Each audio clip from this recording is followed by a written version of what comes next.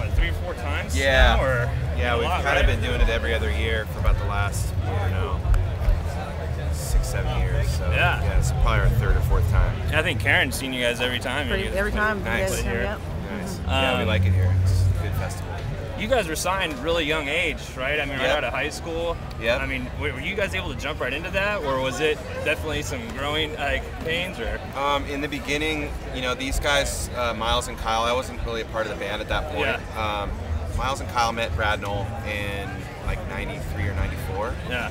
They were 16 years old at the time, 16, 17. Yeah. So they were still in high school, and they went and saw Sublime was doing like a local club gig, like a bar gig down there, and just kind of hit it off, became friends, and signed them to Skunk Records. It was Brad Knoll and Miguel Happel basically started that label.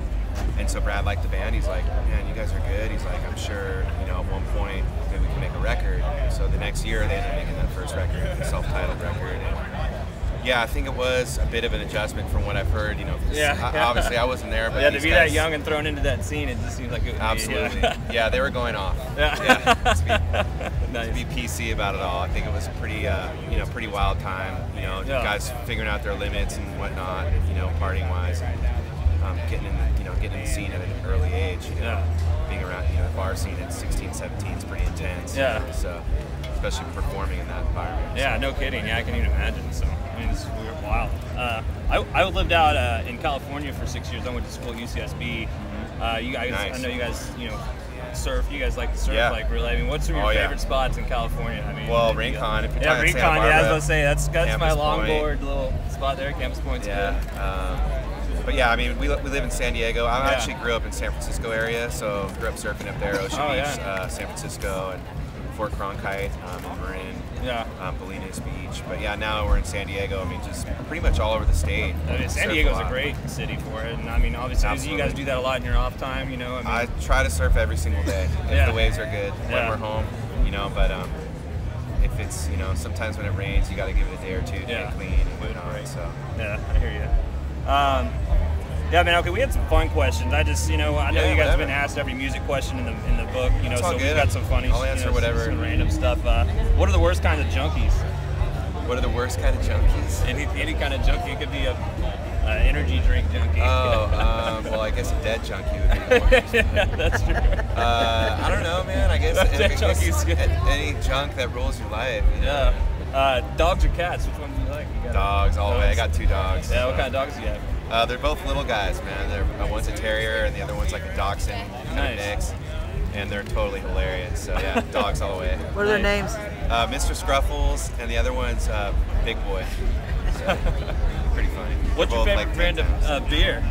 Man, right now I'm in the Guinness phase, big time. Yeah, but I kind of like fluctuate a little bit. But I like kind of the darker, pales, hoppier IPAs and stuff like that. Yeah, I love the IPA. I like the microbrew thing. Oh yeah, but definitely. When in Texas, got to do the cold Lone Stars. Yeah, Lone Star. I'm a fan of Lone Stars. There you go. You got a favorite superhero? Favorite superhero, man, Aquaman. Aquaman. Yeah, I mean, being a surfer, I guess is kind of most. Or the Silver Surfer. Yeah, the Silver Surfer. Yeah.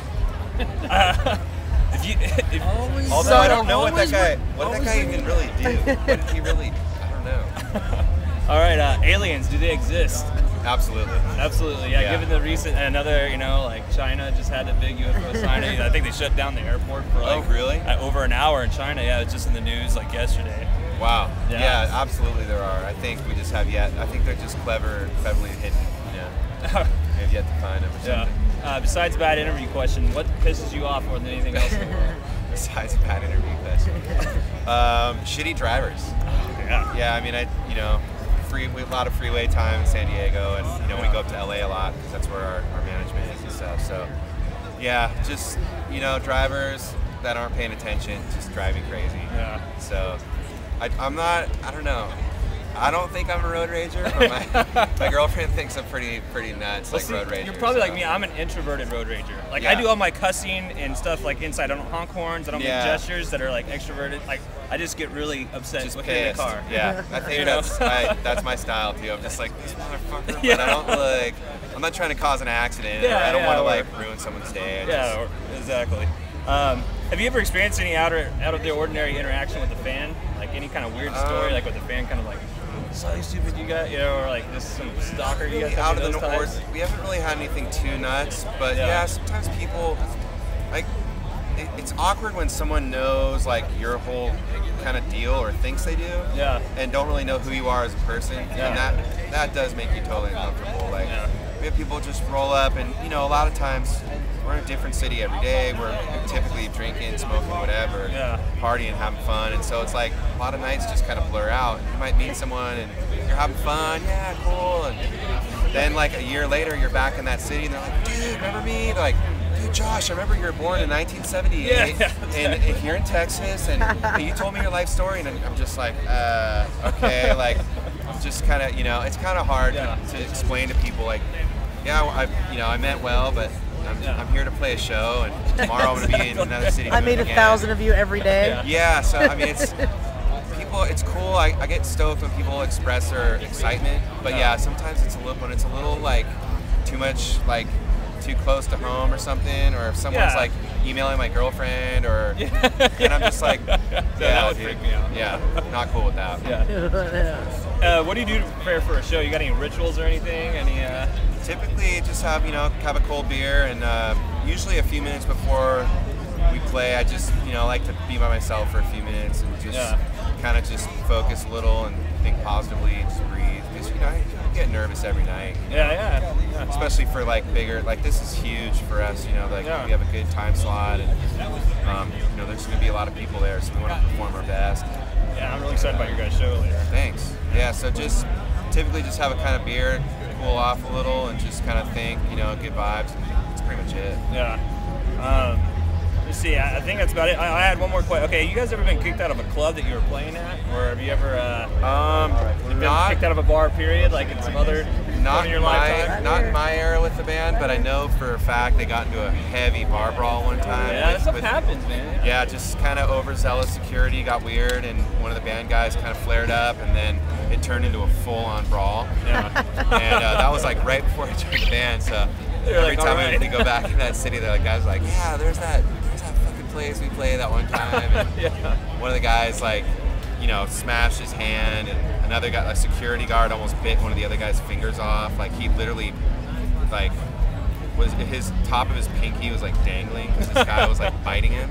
Super weird, but I guess anything goes in a bar brawl. So but yeah, that'd probably be it. I mean, most of the time, sometimes if there's any conflict, it's just us kind of between us and security or something. Yeah, exactly. But usually not. Usually we're there to have a good time. And not get kicked out. I know. I've heard stories of bands, sometimes, and it's mostly like you said, with security. Or the bar owner, or over the top, or the bar owner is like it's too loud, or this or that. Yeah, and that turns into something else. At this point, it's like, dude, you know what you're getting. Like we go into festivals and stuff, and they're like, can you guys like not drink or not smoke or not talk about any of that? Like, dude, every song that we sing about more or less is about partying. Having fun with your friends and being with girls, whatever, and like, so you knew that hiring us, and now you want us to not be who we are. So at this point, it's it's a little easier to avoid those scenarios. Exactly. In the beginning, it's not. Now, pretty much now they'll just do whatever it takes to make sure you guys are on the ticket still. I mean, it's just a little, they know what they're getting, I think, at this point. We've been around now, the band's been going for, 15 years, and it's really always sort of been a similar vibe and similar thing, so it's not like we just changed or whatever, so they know they're going to get pretty rambunctious crowd and stuff like that. All right, we have one more question. Sure. I'm thinking of a number between 1 and 10 right now. 7. Oh my gosh, see, that was my jersey number when I was a kid.